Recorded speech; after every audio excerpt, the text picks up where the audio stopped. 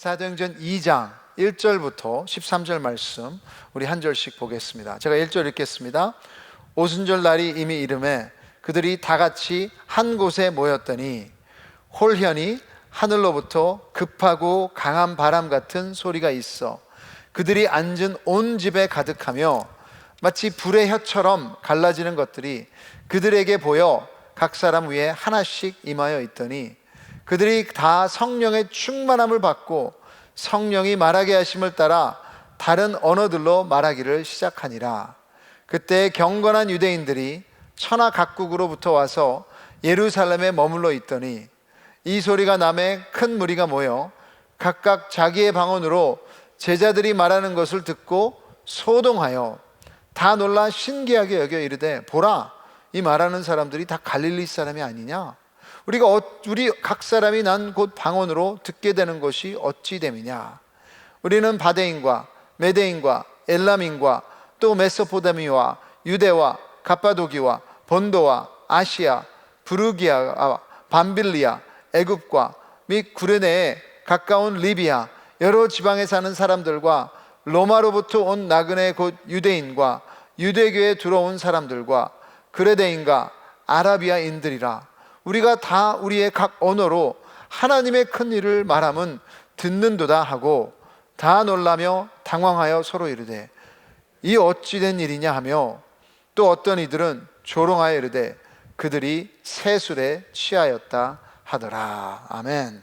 앉으시죠. 같이 한번 기도하겠습니다. 주님, 이 말씀이 진리입니다. 이 말씀이 살아서 2000년 동안 하나님의 백성들을 변화시키고 또 하나님의 나라를 진정으로 주님께서 원하신 대로 세운 줄 믿습니다. 오늘도 이 말씀이 살아서 역사하기 원하며 이 코비드 가운데 우리 절실히 필요한 이 하나님의 말씀 우리가 순종하며 받을 수 있도록 역사하여 주시옵소서. 예수님의 이름으로 기도드립니다. 아멘. 네, 미국의 기독교 역사 중에 D.L. 무디라는 이름을 들어보셨을 것입니다. 아주 부흥 강사 중에 한 명이죠. 그래서 이 사람은 국민학교밖에 졸업하지 못했습니다. 그리고 신발 가게 점원으로 일하다가 하나님께서 그를 구원시키셨습니다. 그러면서 그를 부르셔서 이 시카고에서 조그마한 도시에서 어떤 면에서는 시작해서 이제 세계의 부흥사로 하나님의 사역을 감당하게 한 그런 하나님의 사람입니다. 근데 그가 그런 사역을 활발하게 할 때 그가 가졌던 기도 제목 중에 하나가 성령이었습니다. 성령 체험. 하루는 무디가 뉴욕의 월스트리트 길을 걸어가고 있었다고 합니다. 근데 그 많은 사람들 사이로 걷고 있는데 갑자기 기도가 하고 싶은 마음이 생겨져서 근처에 있던 친구 집을 찾아가서 방을 빌려서 기도하기 시작했습니다. 근데 그 방 안에서 혼자서 기도의 문이 터지더니 그에게 강한 성령의 불이 내려왔습니다. 어찌 뜨겁고 강한 능력이 나오는지 너무나 뜨거워서 죽을 것만 같았다고 고백했습니다. 그리고 감당할 수 없는 기쁨과 하나님의 사랑을 체험했다고 합니다. 그래서 그가 기도하면서 주여 이제 그만 주시옵소서, 그만 마치 온 세상을 소유한 것 같은 느낌을 가졌다고 합니다. 그런 다른 것이 아니라 성령을 체험한 것입니다. 그러니까 기도하던 기도 제목이 이루어진 것입니다. 그리고 그의 사역은 어느 때보다도 능력 있고 변화된 모습으로 많은 사람들을 예수 믿고 주께로 돌아오는 그런 사역자가 되었던 것입니다. 이것은 한 유명한 크리스찬만의 이야기가 아닙니다. 수많은 크리스찬들이 이 성령을 경험했고 성경은 이것을 사모하라고 말합니다. 여러분, 그냥 크리스찬의 이야기뿐만이 아니라 교회의 시작은 성령이 임하셨을 때 시작됐기 때문에 이것은 모든 예수님 교회의 이야기이어야 합니다. 오늘 본문에서 우리가 알고 있는 교회의 첫 모습이 나오고 있습니다. 지난주에 보셨듯이 우리 예수님께서 십자가에서 죽으시고 3일 만에 부활하셔서 이제 40일 동안 제자들과 교제하시고 그리고 나서 하늘로 승천하셔서 이제는 하나님의 보좌 우편에서 모든 만물들을 주관하고 계심을 알려주었습니다. 그럼 예수님에 대해서 가장 중요한 이야기들이 뭡니까? 탄생, 십자가, 부활, 그리고 승천. 어떤 면에서 이것만 알면 진정으로 예수님을 안다고 할 수 있는 것 아닙니까? 특별히 죽음을 이기신 그 부활을 아는 것이 우리가 세상을 이기게 하는 원동력이 되는 것이 아닙니까? 어쩌면 제자들은 이것을 다 가지고 있었습니다. 그럼에도 불구하고 그 지식만 있는 것이 아니라 교회를 시작할 수 있는 것은 더 다른 것이 필요했던 것입니다. 그래서 예수님께서 1장 4절에 제자들에게 예루살렘을 떠나지 말고 하나님이 약속하신 것을 기다리라고 지침을 내리셨습니다. 지금 부활을 경험한 제자들과 이 120명의 크리스천들에게 부활을 보고 아는 것만으로 모든 준비가 된 것이 아니고 다른 것이 더 있다는 것입니다. 진정한 교회의 시작은 그냥 지식만으로 있는 것이 아니라 그들이 기다리고 있었던 성령님 안에 있어야 되는 것입니다. 왜냐하면 성령은 그냥 느낌이 아니라 하나님이세요. 하나님이 우리 안에 자리 잡고 하나님은 충만해질 때 진정한 능력이 생기는 것입니다. 성령님은 삼위일체 하나님이세요. 성부, 성자, 성령 하나님.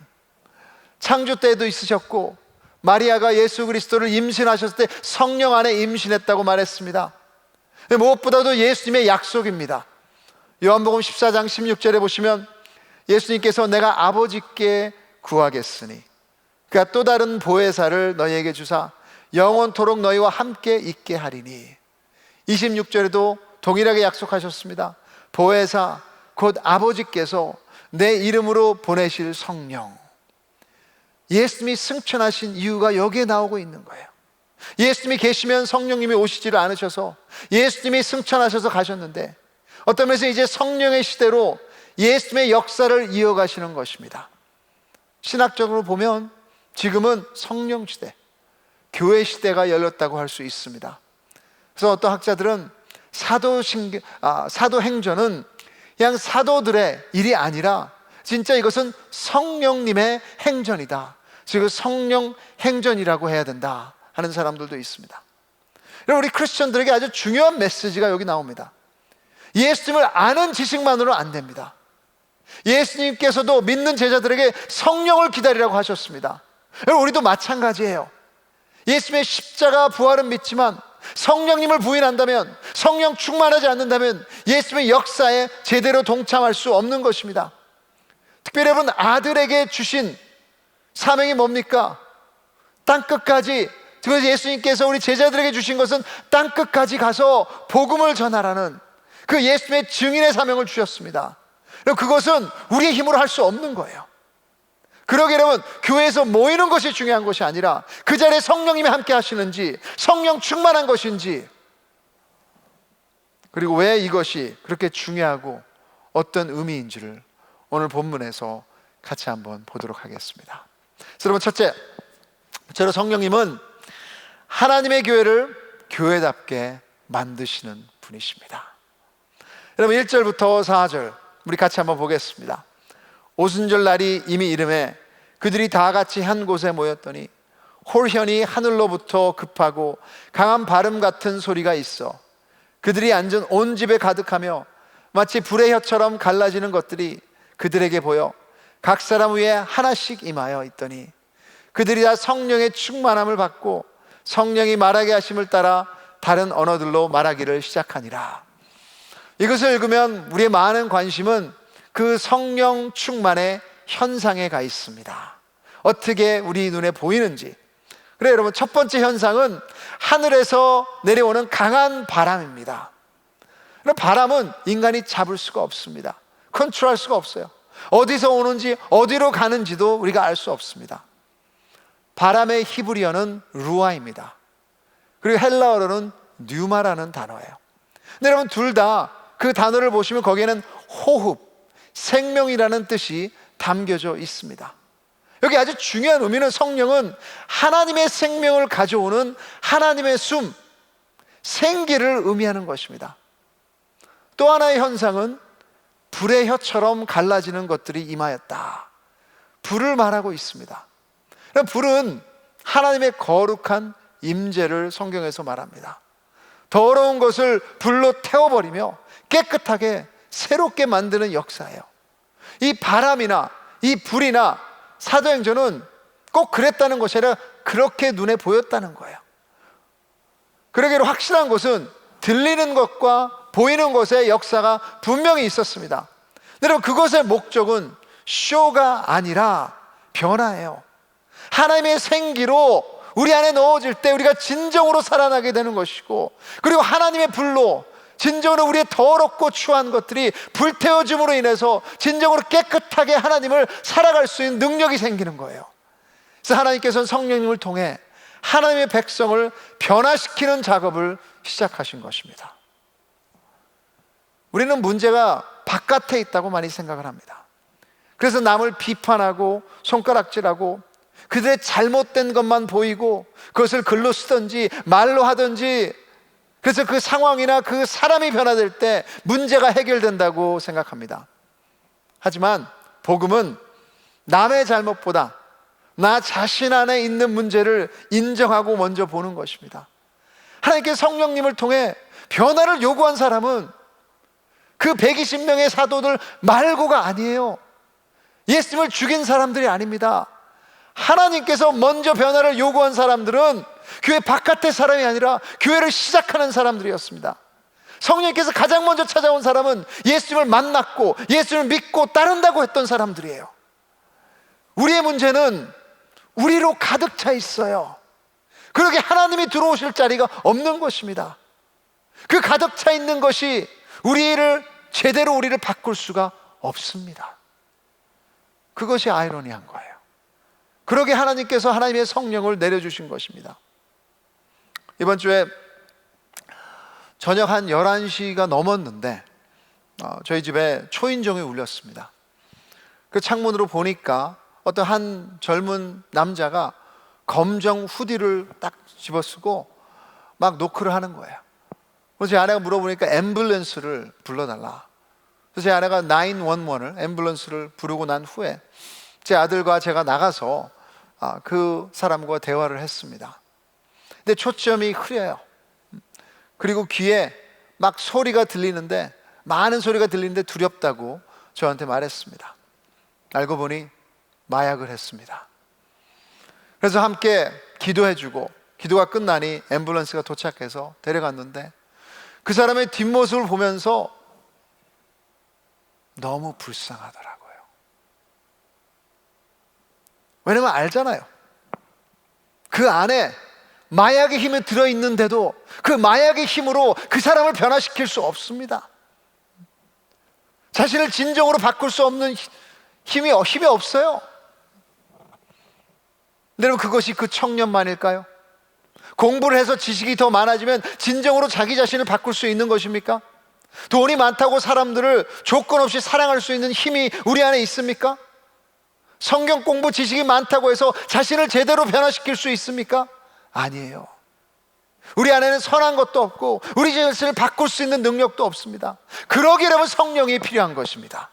성령이 오시면 아버지들을 바꿔 놓으십니다. 성령이 임하시면 나 자신이 먼저 변화되는 것입니다. 성령이 오시면 교회가 변화되는 줄 믿습니다. 교회 바깥을 손가락질하는 것이 아니라 우리 안에 성령이 임하시면 우리와 다른 것들도 사랑할 수 있는 능력이 주어지는 거예요. 성령의 현상은 다양할 수 있습니다. 성경에도 똑같이 나오지 않아요. 많은 다양한 현상으로 나오고 있습니다. 하지만 분명한 것은 성령이 크리스천 안에 임하시면 분명히 우리를 진정한 교회다운 교회로, 주님을 따르는 제자다운 제자로, 그리고 우리 교회를 예수님의 공동체로 변화시켜 주실 줄 믿습니다. 둘째로, 성령님은 교회의 방향을 보여주십니다. 오순절날 가장 두드러지게 나타난 현상은 방언입니다. 여기 다양한 언어, 4절에 보시면 다른 언어들로 말하기 시작했다고 합니다. 학자들은 오순절은 6월절에서 50일째가 되는 것을 오순절이라고 그랬습니다. 그래서 예수님이 6월절날 돌아가시고 이제 거의 50일이 지난 후에 지금 오순절이 된 거예요. 오순절 절기 때에는 예루살렘에는 200만 명이 방문객과 또 순례자로 세계 각국에 흩어져 있던 유대인들이 몰렸다고 합니다. 지도 보시면 알겠지만 예루살렘을 중심으로 해서 유럽에서도 왔고요, 아시아에서도 왔고요, 아프리카에서도 왔고요, 그리고 중동에서도 왔고요, 북쪽, 남쪽, 서쪽, 동쪽 다 흩어져 있던 유대인들과 유대인으로 개종한 사람들이 이때 예루살렘에 모였던 것입니다. 그래서 그렇게 많은, 어떤 면에서는 지역에서 왔기 때문에 많은 언어들이 모여 있는데 성령님께서 주신 은사는 방언이었습니다. 여기서 말하는 방언은 고린도전서에 그 기도에 사용하는 그런 방언, 통역이 필요한 하늘의 방언이 아니었습니다. 여기서는 120명의 갈릴리 촌 사람들이 복음을 선포하고 하나님의 위대하심을 선포하는데 각 나라에서 지금 지역에서 온 사람들이 그 말을 자기네 말로 알아듣고 있는 것입니다. 그래서 7절 8절에 여기에 대해서 놀라면서 이야기합니다. 다 놀라 신기하게 여겨 이르되 보라, 이 말하는 사람들이 다 갈릴리 사람이 아니냐? 우리가 우리 각 사람이 난 곧 방언으로 듣게 되는 것이 어찌 됨이냐? 모르겠습니다. 이 120명의 이 첫 교회 크리스찬들이 이집트 말, 밤빌리아 말, 아니면 바데인의 말이 나온 것인지, 아니면 그냥 제자들은 히브리어 말을 했는데 사람들의 귀에는 자신들의 언어로 들리게 된 것인지. 근데 분명한 것은 그 당시 세계의 언어의 역사가 그 예루살렘에서 일어났던 것입니다. 그래서 성령님께서 처음 교회를 시작하실 때 보고 섬기게 한 것은 서로가 아니었어요. 성령님께서는 세상을 바라보시면서 섬기게 하셨던 것입니다. 그 이유는 전 세계의 사람들이 선교적인 하나님을 만나게 하기 위해서입니다. 성경에서는 각 언어의 시작을 창세기 11장에 나오는 바벨탑의 저주로 말하고 있습니다. 인간들이 교만하여 그 탑을 쌓아서 하나님께 올라가려고 할 때 하나님은 그들의 언어를, 하나였던 언어를 다 못 알아듣게 하셔서, 나뉘게 하셔서 흩어지게 하셨습니다. 그것으로 인해서 이제는 인종 간의 차별과 거리감의 저주가 생겼던 것입니다. 하지만 이제 사도행전 2장에서는 성령 하나님께서 오셔서 바벨탑의 저주를 풀어주십니다. 한 언어에서 많은 언어가 저주가 됐다면 이제는 어떤 면에서는 그 저주를 뒤집으려면 많은 언어가 한 언어가 되게 해야 되는데 우리 성령님은 그들의 각자 언어로 다가가셨습니다. 하나님은 그들을 그 모습 그대로 사랑한다는 축복의 메시지를 던지신 것입니다. 제가 미국에 11살 때 이민 와서 참 몇 년 동안은 적응하는 게 쉽지가 않았습니다. 또 사춘기 때 아주 이 남들의 시선이 민감한데 언어도 못하죠. 친구도 없죠. 그래서 참 영어를 못하니까 미국 사람들하고 어울리지도 못했고, 그렇다고 뭐 제가 스페니쉬를 해서 히스패닉과 어울릴 수 있는 것도 아니고, 또 흑인들도 뭐 제가 어울릴 수 있는 사람들이 아니었고, 그러다 보니까 저와 똑같이 생긴 2세들과 어울려야 되는데 영어도 안 되니까 참 위축되고 그들이 어떤 삶을 살았는지도 모르니까 어울리기가 쉽지 않았습니다. 그때 언어의 장벽이 이렇게도 높구나 생각했는데, 그리고 성령님께서 임하시면 그런 장벽을 깨시면서 그 사람에게 맞게 어떤 다른 사람이 되어야 되는 것이 아니라 그것이 어떤 인종이든 어떤 언어를 하든 어떤 문화에 살든 그들을 받아주시고 거기서부터 하나님의 복음의 역사가 시작되는 기적이 일어나는 것입니다. 성령이 임하시면 우리는 세상 끝까지 바라보게 될 것입니다. 여러분, 우리 ANC 우리만을 위해서 존재하고 있지 않습니다. 하나님께서 분명히 우리에게 방향을 주셨어요. 우리 교회 이름도 그렇습니다. 우리 그냥 서로만을 위해서 사는 것이 아니라 이제는 진짜 세상 땅 끝까지 가라고 하신 그 하나님의 방향에 순종해서 이제는 우리대로 만들려고 하는 것이 아니라 그 사람들을 그 모습 그대로, 그 언어를 배워가며 그 문화를 존중하며 그 사람들을 축복하며 진정으로 당신이, 이 우주 하나님이 당신을 사랑하십니다 하고 나갈 수 있는 교회 되기를 주님으로 축원합니다. 셋째로, 성령님의 능력은 우리를 자유롭게 합니다. 그래서 옆 사람한테 말씀하세요. 성령님은 당신을 자유롭게 합니다. 진정한 자유를 우리에게 주시는 거예요. 성령에 대한 약속은 사도행전 1장 8절에서 예수님께서 승천하시기 전에 하셨습니다. 우리 같이 한번 읽어보실까요? 오직 성령이 너에게 임하시면 너희가 권능을 받고 예루살렘과 온 유대와 사마리아와 땅끝까지 이르러 내 증인이 되리라 하시니라. 예수님께서 말씀하셨습니다. 그 파워, 그 능력은 어떤 현상만을 가져오는 것이 아니라 진정으로 우리 내면에서 우리를 변화시켜서 우리를 제일 자유로운 사람으로 살 수 있게 하는 능력인 것입니다. 여기서 120명의 사람들은 대부분, 여러분, 어떤 면에서는 최고의 제자라는 사람들도 예수님이 잡혔을 때 도망가고 자신들의 목숨만을 먼저 챙겼던 사람들입니다. 가서 예수님을 끌어내기 위해서 데모하거나 무슨 아이디어를 냈던 사람들이 아니에요. 주인의 시선을 의식하며 위축됐던 비겁한 사람들입니다. 하지만 성령님께서 임하시니까 이제는 두려울 것이 없습니다. 남들의 시선을 상관하지 않습니다. 그들이 인정을 하든 인정을 받지 못하든 상처와 상황에 제한받지 않고 세상이 제시하는 대로 따라가는 것이 아니라 이제는 그렇지 못할지라도 가장 자유롭게, 그 예루살렘에서 200만 명 된 사람 중에 이 120명은 가장 자유롭게 하나님을 선포하며 가장 기뻐하는 사람으로 해방됐던 것입니다. 여러분, 성령 충만을 여기서는 술 취한 것과 비교한 사람도 있습니다. 그러면서 조롱했죠. 에베소서 5장 18절에도 성령 충만과 술 취함을 비교합니다. 술에 취하지 말라, 이는 방탕한 것이니 오직 성령으로 충만함을 받으라. 여러분, 사람들이 왜 술에 취합니까? 자유하려고 하는 것 아닙니까? 과거이든 상처이든 지금 현재의 문제이든 미운 사람이든 자신의 문제이든 정말 견디기 어려워서 잊어버리고 싶어서 딴 사람이 되고 싶어서 술에 취하는 것을 경험해 보신 사람도 있을 것이고요, 그것을 보신 분도 계실 것입니다. 근데 사실은 무엇입니까? 술에서 깨어보면 그것은 진정한 자유가 아니에요. 아직도 묶여 있습니다. 그 과거에, 그 사람에게, 그 상처에게, 죄의 사슬에게.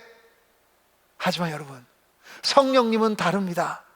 성령 충만하면 겁쟁이가 용감해지는 것이고요, 하나님의 생기가 들어가면 죽었던 것들이 살아나는 것이고 내 안에 상처와 죄의 사슬들이 끊어지는 역사가 있는 줄 믿습니다. 그리고 그것은 그냥 깨어난다고 해서 다시 옛날로 돌아가는 것이 아니에요. 진정으로 성령님이 충만해서 진정으로 우리를 바꿔놓으시면 진정한 변화가 일어나는 줄 믿습니다. 그래서 사탄은 계속해서 너는 변하지 않았다, 너는 똑같다고 말할 거예요. 하지만 주님의 말씀을 믿으십시오. 우리 안에는 하나님께서 한번 계시면 우리를 그 계신 하나님께서 우리를 떠나지 아니하시고 우리를 사랑하시며 우리를 붙드시는 줄 믿습니다. 그리고 그게 제자들의 모임이었습니다. 그 겁쟁이들이 이제 어느 사람들에 상관없이 용기 있는 사람이 됐던 거예요. 성령 충만하니까 다른 사람들의 인정이 중요하지 않아졌습니다. 조롱해도 상관없었습니다. 예루살렘에서 가장 자유로운 자로 어느 누구에게도 지배받지 않고 오직 하나님의 지배 안에서 하나님이 원하시는 삶을 경험하며 맛볼 수 있었던 것입니다. 우리는 어떻게 그럴 수 있을까요? 성령이 충만하면 무엇보다도 하나님 아버지가 나를 얼마나 사랑하는지를 제대로 깨닫게 되는 것입니다. 기억에 남는 성령 충만의 비유가 있습니다. 청교도에 타마스 굿윈이라는 목사님이 계십니다. 그 목사님이 이런 비유를 들었어요. 하루는 길가에 아빠와 조그마한 아이가 손에 손을 잡고 걸어가고 있었습니다. 그러다 갑자기 아빠가 그 아이를 들어가지고 자기 팔 안으로 임브레이스를 하면서 꼭 껴안으면서 내가 너를 사랑한다, 너는 내 아들이야 하고 부드럽게 내려놓고 다시 손을 잡고 걸어가는 모습을 봤다고 합니다. 그래서 이런 질문을 던져요. 그 꼬마 아이가 아빠의 팔 안에 안겨 있을 때가 그냥 아빠와 길거리를 걸을 때보다 더 아들입니까? 아니죠. 두 상황 모두 동일하게 법적으로나 혈육적으로나 아빠와 아들의 관계입니다. 하지만 여러분, 그 아이에게 아빠에게 안기는 그런 순간들은 주관적으로, 경험적으로 관계 안에 많은 변화를 가져오는 것입니다. 부모님들은 아시겠지만 여러분, 자녀들이 어렸을 때 많이 껴안아주고 사랑한다고 이야기해주고 무조건적인 사랑을 경험하고 또 그 자녀가 경험할 때 어느 아이들보다도 더 자신감 있고 자신의 정체성을 가지고 건강한 사랑을 배우는 것입니다. 그래서 성령 체험도 그렇습니다. 그래, 하나님께서 우리에게 사랑한다고 성경 말씀에 이야기해 주셨어요. 들었습니다. 그 예수님이 부활하신 걸 봤습니다. 하지만 진정으로 성령 충만했을 때, 하나님이 우리 안에 계실 때 그 알고 있던 지식이 이제 그 사랑을 확인해 주는 것이고 그분과의 관계가 더 건강해지는 것입니다. 그 안에서 하나님의 약속을 의심하지 않게 되는 것입니다. 그 성령 안에서 세상과 죄를 이길 수 있는 진정한 힘이 우리 안에서 생기면서 모든 잘못된 묶임에서 자유할 수 있는 용기가 생기는 줄 믿습니다. 그러기에 여러분, 이 성령 충만은 한 번 있었던 일이 아니라 지금 우리에게 필요한 줄 믿습니다. 그래요, 어떤 학자들은 이 오순절 사건은 한 번 있었던 역사적 가치밖에 없다고 하기도 합니다. 그렇다면 왜 성경에서 성령 충만하라고 명령합니까? 그럼 오순절 역사도 여기에서 한 번이지만 이 한 번만으로 성령 충만이 끝난 것이 아니에요. 4장에서도 보면 베드로가 또다시 붙잡혔을 때 성령 충만했다고 말하고 있습니다. 담대히 복음을 선포하면서 4장 31절에 이렇게 말하고 있습니다. 필기를 다함에 모인 곳이 진동하더니 그 무리가 다 성령이 충만하여 담대히 하나님의 말씀을 전하니라. 그래서 성령 충만은 한 번만으로 마치는 것이 아니에요. 오순절 후에도 성령님은 부흥을 일으키실 때마다 거기에 계셨었습니다. 1907년 북한의 평양 장대현 교회의 부흥을 들어보셨을 것입니다. 한국의 새벽교회를 시작하셨다는 길선주 목사님이 이 교회에서 집회를 하고 계셨는데요, 목이 터져라 메시지를 전해도 아무런 반응이 임하지 않았다고 합니다. 그때 길선주 목사님이 은혜의 단절은 자신의 탓이라고 깨닫고 교인들 앞에서 외치기 시작하셨습니다. 저는 아간과 같은 놈입니다. 저 때문에 여러분이 은혜 받지 못했습니다. 언젠가 제 친구 한 사람이 임종하면서 제게 부탁하기를, 나는 이제 죽지만 내 재산을 잘 처리해 주게, 내 아내는 무식해서 아무것도 할 수 없으니 꼭 부탁하네. 남의 세상을 떠났습니다. 저는 그의 재산을 정리하면서 100원을 잘라 먹었습니다. 저는 하나님을 속였습니다. 저는 내일 아침 일찍 그 돈을 그 부인에게 돌려주겠습니다. 길 목사님이 먼저 자신의 죄를 통회하며 회개하니 그 교회에 있던 온 신도들 가운데 일어나서 자신의 죄를 회개하면서 통곡하면서 기도의 문이 열리기 시작했습니다. 그래서 그 집회가 하루 만에 끝난 것이 아니라 며칠 계속되면서 그 하나님의 역사가 성도님들에게 내렸지만 그것이 평양 전역으로 번져가서 도시 전체가 하나님의 복음을 들을 수 있는 부흥이 일어났다고 기록되어 있습니다. 여러분, 이 평양 부흥이 오순절날 있었던 성령의 역사입니다. 그때만이 아니라 지금 우리에게도 그 역사가 필요합니다. 우리 교회 다른 것이 필요한 것이 아니라 이 성령의 역사가 필요합니다. 여러분, 특별히 이 COVID-19 가운데 우리가 누구를 의지할 수 있습니까? 무슨 능력을 받아야 합니까? 다른 것이 아니라, 다른 돈이 아니라, 다른 문제 해결이 아니라 진정한 자유로 살아갈 수 있는 방법은 오직 성령 하나님께서 우리에게 충만히 임할 때 그 역사가 일어나는 것입니다. 스가랴 4장 6절에 보시면 이렇게 하나님께서 적어 놓으셨어요. 그가 내게 대답하여 이르되 여호와께서 스룹바벨에게 하신 말씀이 이러하니라. 만군의 여호와께서 말씀하시되 이는 힘으로 되지 아니하며 능력으로 되지 아니하고 오직 나의 영으로 되느니라. 하나님의 영, 예수님의 영, 성령 하나님, 그분만이 우리 인생의 해답입니다. 그분만이 우리 교회의 능력입니다.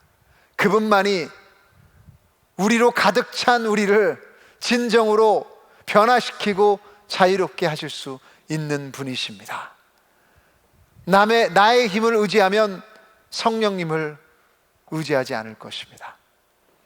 하지만 오순절 날의 제자들처럼 온전히 여러분 우리가 순종하며 간절히 그분께 헌신하며 기도할 때 성령님이 우리에게도, 우리 교회에게도, 여러분의 가정에게도 풍성히 충만히 임하시게 되실 줄 믿습니다.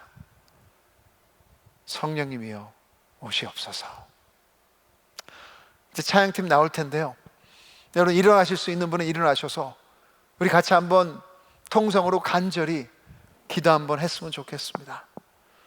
여러분, 이 성령의 역사 나이 상관없습니다. 여러분의 배경 상관없습니다. 과거 상관없습니다. 진정으로 우리가 우리 죄를 고백할 때 성령은 우리를 무시하는 것이 아니라 진정으로 우리 가운데 임하실 것입니다. 내 힘으로 살려고 하는 것이 아니라, 나만 의롭다고 하는 것이 아니라, 나 하나만 살겠다고 하는 것이 아니라 나의 어리석음을 고백할 때 우리 성령 하나님 임하실 수 있으세요. 여러분, 우리 같이 한번 기도 한번 합시다. 주님, 나의 입술을 변화시켜 주시옵소서. 나의 언어를 불로 태워 주시옵소서. 사랑의 언어를 하지 않습니다.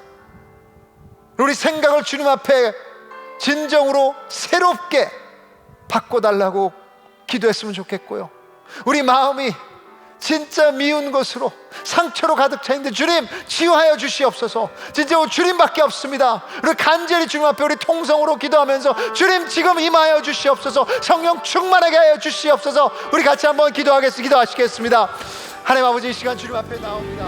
아버지 하나님, 진짜 우리는 소망이 없습니다. 아버지 우리 힘으로 살아오려고 하는데 거기는 답이 없습니다. 아버지, COVID-19 가운데도 우리 두려움으로 가득 차 있었고, 나의 생각으로 가득 차 있었고, 나의 아버지 계획으로 가득 차 있었습니다. 오직 아버지 나의 가족만 생각했었고, 아버지 나로 가득 차 있는데 주님께 나오신 곳이 없는데 아버지, 이 시간 고백합니다. 아버지, 이 시간 회개합니다. 주님 오셔도 잡은 나를 뮤게 해 주시고 나의 죄를 용서해 주시옵고, 다시 한번 진정으로 오직 성령 하나님만으로 채워줘서 아버지 하나님께서 보시는 걸 보게 해 주시고, 성령님께서 하시는 말을 하게 해 주시고, 진정으로 아버지 나의 습관을 바꾸게 해 주시고, 나의 상황을 해서 아버지 주 앞에 드리게 해 주시고, 오직 믿음으로만 살게 도와주시옵소서. 아버지, 우리 교회의 아버지 오직 총합은 주님밖에 없습니다. 아버지 하나님, 이 시험 부흥기를 나에게 쏜나이다. 부흥받게 잡으려게 쏜나이다. 죽었다 우리를 살려주시옵고, 나만의 생각을 들어주시옵고, 바꾸자를 바꿀 수 없는 우리들을 아버지 하나님 도와주시옵소서. 아버지 하나님 도와주시옵소서. 아버지 하나님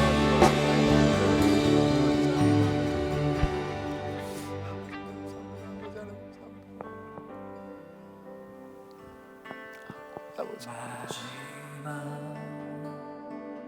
날에 내가 나의 영으로 모든 백성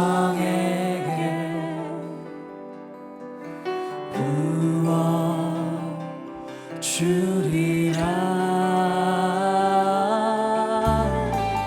자녀들은 예언할 것이요 청년들은 환상을 보고 아기들은 꿈을 꾸리라. 주의 영이 임하며 아기들은 예언할 것이요 청년들은 환상을 보고 아기들은 꿈을 꾸리라. 주의 영이 임하며 성령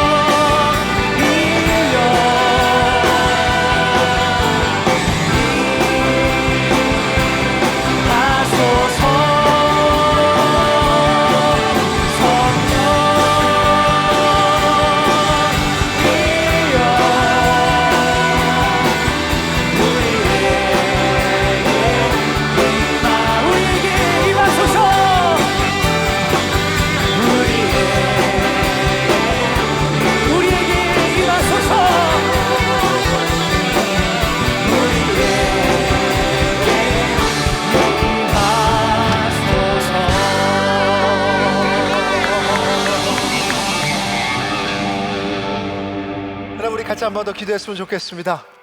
우리가 한 자리에 모이지 못했습니다. 흩어져 있습니다. 하지만 이 코비드-19 가운데 우리 ANC 공동체를 위해서 한번 기도했으면 좋겠습니다. 우리에게 필요한 것은 건물도 아니요 물질도 아니요 이 성령님이십니다. 여러분 한번 상상하시면서 우리 자녀들에게 필요한 건 성령이 충만할 때 예언할 거예요. 우리 청년들을 위해서 기도합시다. 여러분, 우리 청년들이 성령이 임하면 환상을 볼 것입니다. 그리고 우리 아비들에게, 우리 나이 드신 분들에게 필요한 것은 성령이 임하면 꿈을 꿀 것입니다. 그것이 여러분 사랑 공동체입니다. 그것이 하나님께서 원하시는 교회입니다. 그래서 이 시간 기도하시면, 주님, 우리를 불태워 주시옵소서.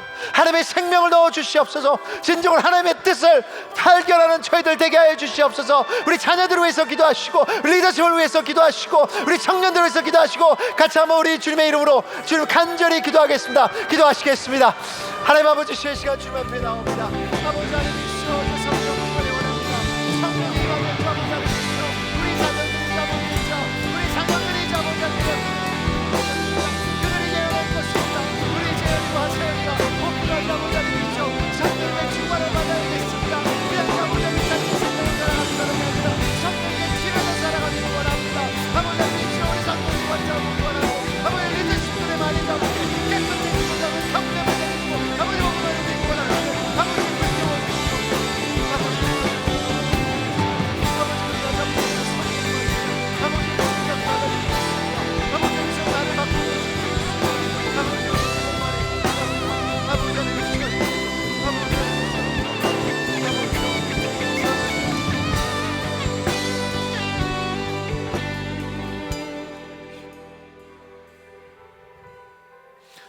하나님, 세상이 볼 땐 TV 앞에서 무슨 미친 짓 하고 있냐 그럴 것입니다. 세상이 볼 땐 우리를 조롱할 것입니다.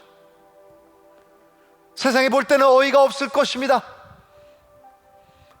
주님, 그러나 문제는 바깥에 있는 것이 아니라 우리 안에 있었습니다. 주님, 남을 탓했던 것을 용서해 주시옵소서. 남을 원망하고 미워했던 것 용서해 주시옵소서. 하나님으로 지배받는 것이 크리스천인데, 하나님의 지배받아서 예수님을 따라가야 되는 것인데, 우리 상처가 우리를 지배했었고, 우리 생각이 우리를 지배했었고, 원하는 나오는 그 단어들이 우리를 지배했었습니다. 그러게 사랑하지 못했습니다. 이 코비드 가운데도 두려움으로 가득 차 있어서 성령이 임하실 수가 없고, 세상의 소리들로 가득 차 있어서 성령이 계속 자리 잡으실 수가 없었습니다. 주님, 이 시간 회개합니다. 다시 한번 용서하여 주시옵소서. 우리 자녀들 그렇게 주님의 사람이 되기를 원했는데 성령 충만함을 기도하지 못했습니다. 주님, 오직 우리가 꿈을 꿀 수 있는 이유는 성령님이신데 주님, 그것을 위해서 간구하지 못했었습니다. 주님, 용서하여 주시옵소서. 이 시간 주님, 코비드가 일어나든 다른 전염병이 생기든 성령 안에 있으면 가장 자유로운 자가 될 줄 믿습니다. 상황이 우리를 지배하는 것이 아니라, 두려움이 우리를 지배하는 것이 아니라, 나의 우선순위가 우리를 지배하는 것이 아니라 오직 성령님만이 우리를 지배할 수 있도록, 주님, 혹시라도 이것을 경험하지 못한 형제자매 있다면 타협하지 않게 하여 주시옵소서. 어떻게 이 땅에서 이것을 경험 안 하고 천국 갈 수 있습니까? 주님, 2020년도가 가기 전에 성령님 앞에 꼬꾸라지는 역사가 우리 ANC 안에 있을 수 있도록 축복하여 주시옵소서. 남편들이 꼬꾸라지고, 부모님들이 꼬꾸라지고, 리더십들이 꼬꾸라지고, 성령 안에 완전히 우리가 충만하게 채워질 때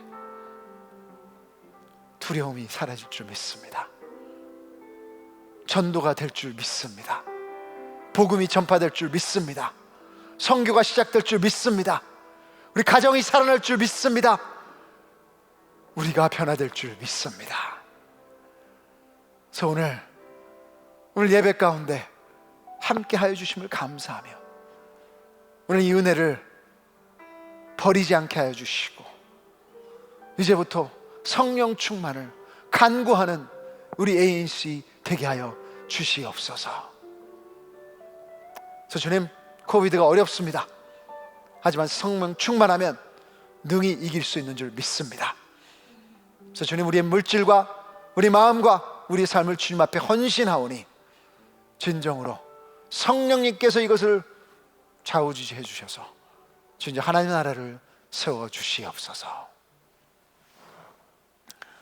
이제는 우리가 하나님의 베스트를 가지기 위해서 십자가에 못 박히신 주 예수 그리스도의 은혜와 지금도 우리의 베스트를 주시며 우리 생각하시는 하나님의 무한하신 사랑하심과 또 우리의 베스트가 되어주시는 성령 하나님의 위로하심이, 성령 충만을 간구하며 이 시간 그분 없이는 살 수 없다고 고백하는 우리 AC 모든 성도님들의 머리 위에, 그 성령 충만해서 예언하기를 원하는 우리 자녀들 머리 위에, 환상을 보기 원하는 우리 청년들 머리 위에, 그리고 진정으로 하나님의 꿈을 꾸는 리더십과 아비들 머리 위에, 선교사님과 사역자들 머리 위에 이제부터 영원까지 항상 함께 있을지어다. 아멘.